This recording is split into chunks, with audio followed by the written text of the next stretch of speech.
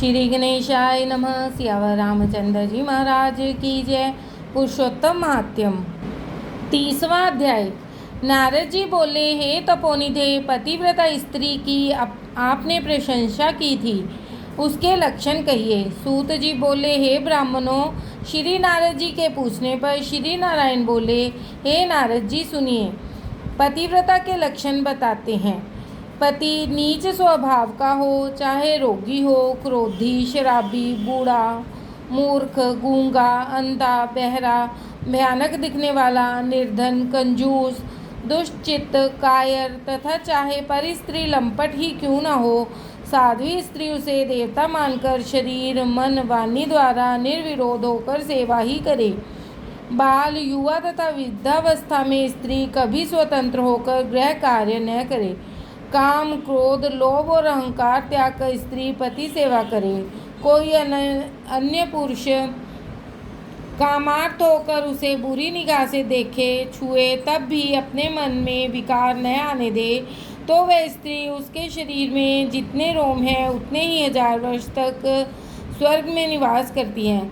अन्य पुरुष के रूप, धन, गुण आदि से भी जो स्त्री मोहित होकर अपना धर्म नहीं त्यागती है, वह स्त्री साधु लक्षण वाली सती है। साध्वी स्त्री को मनुष्य तो क्या, देवता गंधर्व भी सत्य से चलायमान नहीं कर सकते। सती स्त्री पति के भोजनोपरांत भोजन करे, दुख में दुखी, प्रसन्नता में प्रसन्न अनुभव करे। उसके विदेश जाने पर आप श्रृंगार न करे, पति के सोने के बाद सोवे, उनके जागने से प्रथम शैया त्याग दे, सास ससुर आदि बड़ों की सेवा करे, वह सती स्त्री पूजनीय होती है। पति के बाहर से आने पर द्वार पर आकर स्वागत करे, गृह स्वामी को घर खर्च को जो धन दे उसमें ही गृह कार्य चलाकर बुद्धि से कुछ बचाकर संग्रह करे, वह उत्तम स्त्री है। किंतु जो दान को धन दे उसमें से कुछ न बचावे, पति आज्ञा बिना अपने संबंधी को कोई वस्तु न देवे, पतिव्रता स्त्री दूसरों से न बोले, संतोष करे, अत्यंत हंसना, क्रोध करना, रूठ जाना, जिस वस्तु को पति न खावे उसे खाना सती सर्वथा त्याग कर दे। अपना श्रृंगार, तेल लगाना, उपटन, मंजन आदि पति की प्रसन्नता के लिए करे। ऋतु घातिनी और तीसरे दिन धोबिन रह, चाहे चौथे दिन शुद्ध होती है, उस समय गृह कार्य न करे, किसी को स्पर्श न करे, स्नान आदि करके पवित्र होवे, स्नान करने के बाद भी पुरुष को न देखे, पहले सूर्य के दर्शन करे और पंचामृत पीवे एवं केवल दधु का ही सेवन करे। गर्भिणी हो जाने पर स्त्री को नियम से रहना चाहिए, वस्त्राभूषण पहनकर अपने पति को प्रसन्न करे, सदा प्रसन्नचित रहे, धर्म कार्य करे और शुद्ध पवित्र रहे तथा गर्भ की रक्षा करे, उल्टा और बुरी स्त्रियों से बातचीत न करे। ऐसी सती स्त्री श्रेष्ठ पुत्र लाभ करती है। ऐसा न करने से गर्भ गिरने की शंका रहे।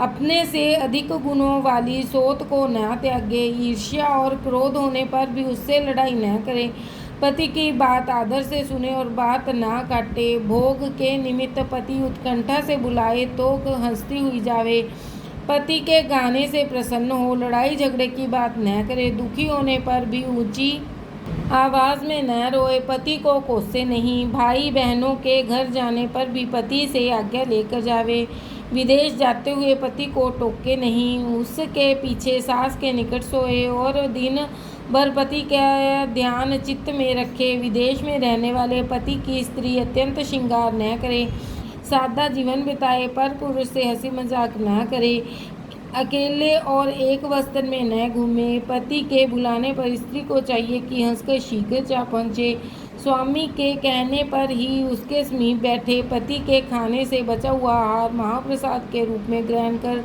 धन्य हो, कहीं अकेले न जाए, नग्न स्नान न करे और पति से द्वेष करने वाली स्त्री से मित्रता न करे। उखल, मूसल, देहली, चौखट, पत्थर, चरखा, बुहारी आदि पर पतिव्रता ना बैठे।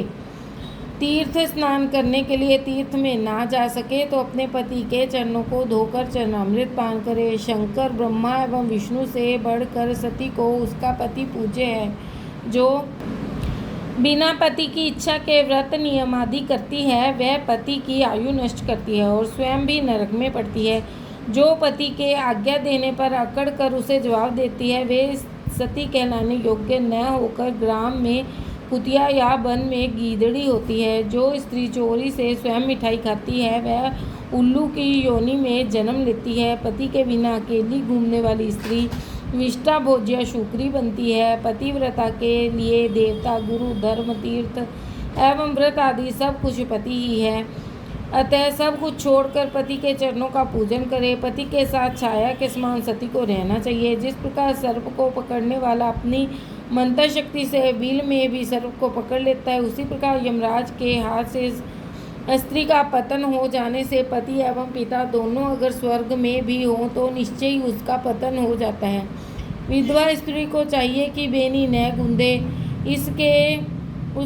उसके मृतक पति का बंधन होता है। एक समय भोजन करे, भूमि में शयन करे, पान सुगंधित पदार्थों का सेवन न करे, अपने पति श्वशुर आदि के गोत्र का नाम लेकर जल दान करे। विधवा स्त्री नियमानुसार चलने से पतिव्रता ही कहलाती है।